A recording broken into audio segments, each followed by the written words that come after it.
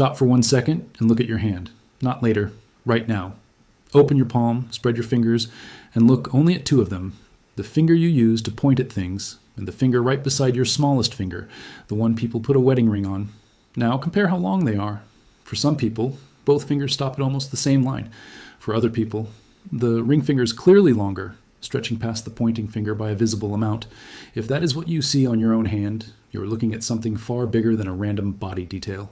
You're looking at a trait that confused scientists for more than 100 years, and that has only just been cracked open by DNA research, strong enough to trace it back through tens of thousands of years of human history. This is not a small curiosity.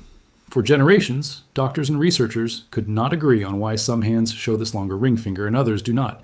Some argued it was nothing but luck, the kind of small randomness you see in any body part. Others believed it was tied to hormones circulating inside the body. A smaller group suspected it had something to do with a person's deep ancestry, something passed down from people who lived long before any of us were born. Nobody could fully prove the others wrong, so the argument dragged on for decades, passed from one generation of scientists to the next. It was only recently, once gene reading technology became cheap enough for ordinary labs to use, that real answers started arriving. And what researchers found once they looked straight into the DNA was more surprising than most people expected, because the strongest clue did not come from where most people would have guessed.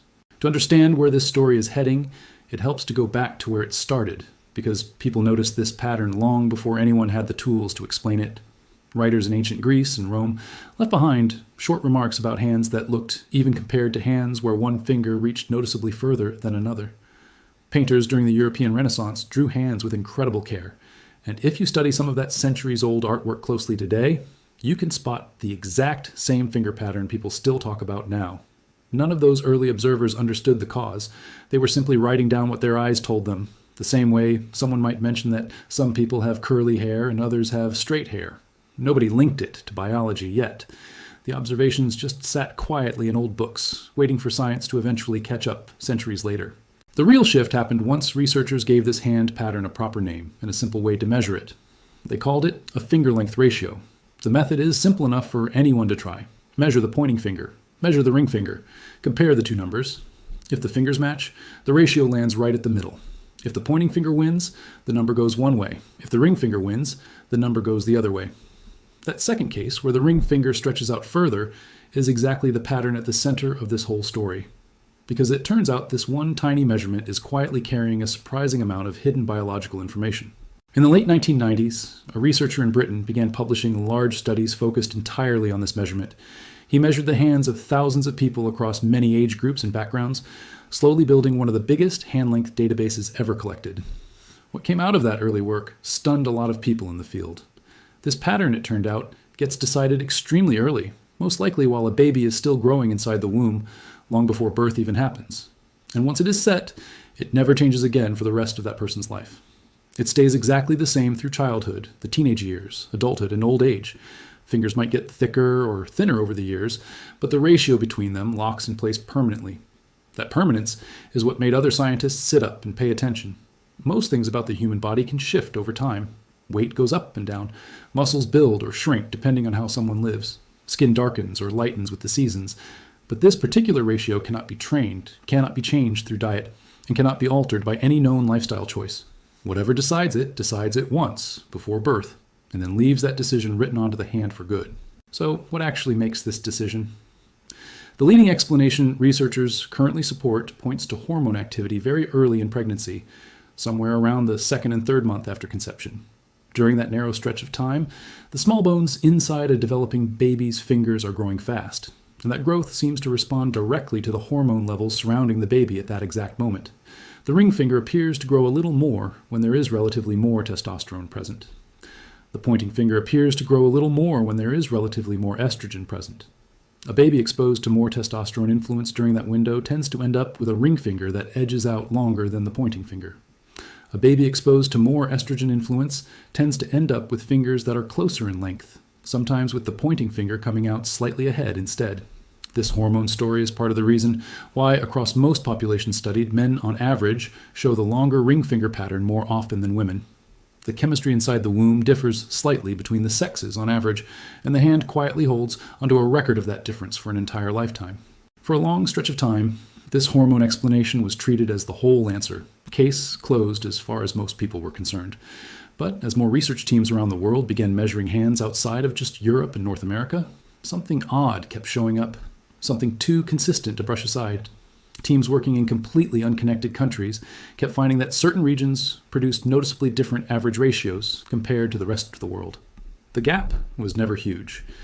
We are talking about small decimal differences, nothing you could spot just by glancing across a crowded room. But when scientists measured large groups carefully and ran the numbers, the same regional pattern kept reappearing study after study, decade after decade, in labs with no connection to each other. One of the clearest and most frequently repeated findings involved people with roots across East Asia. Research groups working in cities and towns throughout China, Japan, and Korea kept recording average ratios that leaned slightly toward the longer ring finger pattern compared to the global average. Again, this was a subtle statistical lean, not something obvious on any single hand, but it kept showing up, gathered by unrelated researchers studying unrelated groups of people over many years. For a long time, this finding was simply noted and then set aside, almost treated as a footnote nobody yet had the tools to properly explain. Was it truly written into the genes? Was it something environmental shared across that part of the world? Was it simply a flaw somewhere in how certain studies were built? Nobody could say for certain, and the question sat there unresolved for roughly 2 decades. The real breakthrough only became possible once a newer kind of research method became widely available, something called a genome-wide association study. In plain terms, this kind of study scans the full genetic code of tens of thousands of people at once, hunting for small genetic differences that line up with a measurable physical trait. Once researchers applied this method specifically to the finger ratio question, using enormous groups of participants, and comparing their DNA directly, the picture finally started to come into focus. The first major discovery was that this trait is what scientists call polygenic. That simply means it is not controlled by a single gene acting like an on-off switch. Instead, it is shaped by the combined small effects of many different genes working together at once. Even within that complicated mix, though, a small family of genes kept standing out as unusually influential. These are genes involved in the earliest architecture of a developing body. The genes responsible for laying out the basic plan of arms, hands, and fingers, while a baby is still only a few weeks old inside the womb. These particular genes are extremely old in evolutionary terms. Versions of them show up across a huge range of animals, and they have been quietly doing similar structural work for an enormous stretch of evolutionary history, long before humans existed at all. In people, they help decide the layout of limbs, the placement of fingers and toes, and the timing of bone growth throughout early development. Small natural differences in this gene family, especially in the sections of DNA that control exactly when and how strongly these genes switch on during development, appear able to subtly shift how the fingers end up proportioned. A slightly stronger signal aimed at the ring finger area, paired with a slightly weaker signal aimed at the pointing finger area, can produce a hand where the ring finger visibly wins the length comparison. A slightly different balance produces a hand where the two fingers land close together instead. These small genetic differences are not rare or unusual. They exist scattered across every population on Earth. What differs is how frequently certain versions of these genes show up from one region of the world to another. This is the point where ancestry enters the picture in a serious, evidence-based way rather than as guesswork. When researchers examined which specific genetic variations were most strongly linked to a longer ring finger pattern, they found that several of these variations show up more frequently in populations with deep ancestral roots across East Asia compared to populations with roots elsewhere.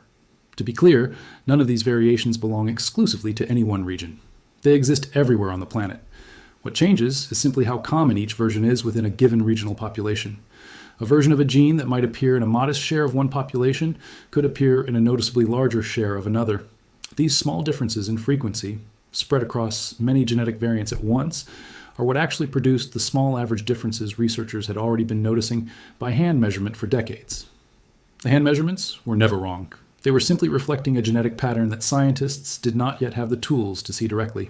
Naturally, the next question researchers wanted answered went even deeper. Did these genetic variations appear recently within East Asian populations, after they split off from other groups? Or were they inherited from a much older shared ancestor and simply preserved more strongly in this part of the world over an extremely long stretch of time?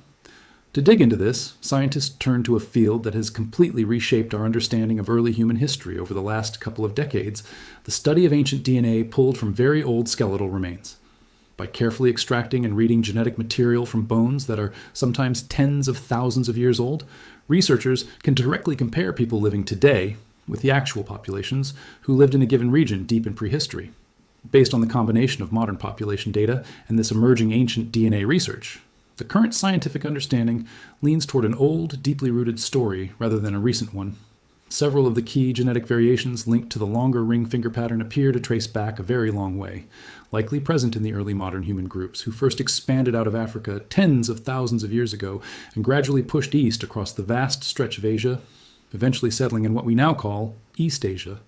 These variations appear to have stayed common within those populations across an enormous number of generations. In other words, this does not look like a brand new local mutation. It looks much more like an old genetic feature carried forward from ancient ancestors and simply kept at higher rates in this region as history unfolded. Exactly why the variation has stayed more common in some regions than others is still an open question, and that is a normal, healthy part of real science rather than a weakness in it. Some scientists lean toward genetic drift, the natural random shifting of gene frequencies that happens in any population over long periods, especially when groups are small or spreading into brand new territory. Other scientists suspect there may have been mild environmental pressures at play, possibly tied to climate or to details of fetal development under specific regional conditions, nudging certain variants to become slightly more common over enormous stretches of time. Many researchers currently believe the honest answer probably involves a mix of both effects, working slowly across thousands of years. Whatever the deeper cause turns out to be, the outcome we can measure today stays the same either way. A clearly longer ring finger on your own hand does not automatically prove anything specific about your personal ancestry, and no single hand can be read like a fingerprint of heritage. But at the level of large populations, the genetic patterns behind this trait do echo, in part, migrations and ancestral lines connected to East Asia. That does not mean everyone who shows this pattern has East Asian ancestry. The relevant genetic variations exist within every major population group on Earth, including people of European descent, African descent, Indigenous American descent, and every other background researchers have studied. What differs across these groups is not whether the trait exists, but simply how often it shows up on average. That frequency is what quietly hints at deep historical patterns tied to where certain ancestral lines settled and spread across the long, slow story of human migration. Beyond East Asia, similar patterns have shown up in research on populations across parts of the Pacific Islands, among groups with a documented historical connection to ancient East and Southeast Asian migration. Certain communities across South Asia, shaped by very old waves of migration that historically overlapped with East Asian populations, show related patterns too. Broadly speaking, researchers describe this trait as clustering in regions where the underlying genetic variants themselves cluster, and those variants cluster where they do largely because of the deep, layered history of how early human groups spread across the world over tens of thousands of years. For anyone with East Asian background who notices this pattern clearly on their own hand, current research offers a small piece of context that scientists from a century ago simply did not have access to. The trait is not just a meaningless accident of hormones acting alone. It also appears to carry, in part, a quiet signature of ancestry connected to populations who have lived across this region of the world for an extremely long time. In a very literal sense, a hand like that is carrying a tiny fragment of that long ancestral story, shaped originally by early human groups moving outward from Africa, crossing the vast stretch of Central Asia, and eventually settling into the regions that would one day become the countries, cultures, and communities we recognize across East Asia today. For people with roots across Southeast Asia, researchers describe the picture as even more layered, since this broader region has historically served as a meeting point for multiple waves of ancient human migration, arriving at different points in prehistory. Earlier waves of ancient foraging populations settled parts of the region tens of thousands of years before. Later waves connected to the spread of early farming communities moved through the same territory. Both of these historical waves appear to have carried versions of the relevant genetic variants forward into modern populations. So when researchers study people today from countries across this region, they often uncover genetic contributions from more than one ancient source, and the trait we are discussing tends to travel along with that layered ancestry, even though a single hand cannot tell you exactly which historical wave contributed which specific portion. Populations across Korea and Japan carry their own distinct layers as well. According to the current research picture, Korean populations show strong long-term genetic continuity connected to very old populations that lived across the Korean peninsula, alongside smaller genetic contributions from surrounding regions absorbed gradually across thousands of years. Japanese populations show a somewhat more mixed genetic history, generally described as blending a much older founding population that lived across the Japanese islands for tens of thousands of years, with a later wave of settlers who arrived from the Asian mainland a few thousand years ago. Both of these ancestral threads appear to carry versions of the relevant genetic variants, and the modern average pattern observed across Japan reflects the blended contribution of both ancient groups. Populations with Chinese ancestry carry an especially deep and complex genetic history, according to researchers, with clear distinctions found between broadly northern and broadly southern ancestral lineages, shaped by very different regional histories and migration patterns stretching back an extremely long time. Despite these internal differences, both broad lineages appear to share many of the specific genetic variants connected to this trait, and both have contributed to the overall regional average that so many independent studies have picked up over the decades. Because Chinese populations have been so extensively studied, given their sheer size and long documented history, much of the strongest and most consistently repeated data behind this entire pattern comes directly from research conducted within these communities. For people of mixed heritage, this trait can sometimes serve as one small, quiet clue among many others. Someone with a single grandparent or great-grandparent connected to East Asian ancestry might occasionally notice their own hand leaning toward this pattern, even in cases where other physical features do not obviously reflect that branch of the family. To be very clear, this trait should never be treated as any kind of formal ancestry test, and no responsible researcher would ever suggest using it that way for a single individual. But for people who already know, through family history or through genetic testing, that their background includes East Asian roots, the shape of their own hand can occasionally feel like a small, quiet echo of that branch of the family tree, something written into the body long before they were ever born. It is worth pausing here to be very clear about what this trait absolutely does not mean, because there has been a long history of exaggerated and unsupported claims about finger length ratios floating around in casual articles and internet content over the years. A longer ring finger is not a measurement of intelligence. It is not a reliable indicator of athletic talent, despite plenty of casual claims suggesting otherwise. It is not connected to someone's personality, romantic compatibility, career success, or any other broad life outcome people sometimes try to attach to it. Despite years of weak, poorly designed studies attempting to link this trait to all sorts of unrelated outcomes, the serious, carefully reviewed genetic research is fairly clear and consistent on this point. This trait functions as a developmental marker, shaped by hormone exposure very early in pregnancy, and by a wide combination of small genetic influences inherited from a person's ancestors. It can tell researchers something meaningful about the biological environment a person developed in before birth, and something about the deep genetic variation they carry from their ancestral line. It does not tell anyone anything meaningful about who that person is as an individual, what they are capable of, or what kind of future lies ahead of them. Reading too much into this trait in either direction misses the actual point of what careful, honest research has found. What that honest research has actually found, stated plainly, is something a little more modest, yet genuinely fascinating in its own right. One of the smallest, most easily overlooked details of the human hand turns out to function as a kind of quiet biological record.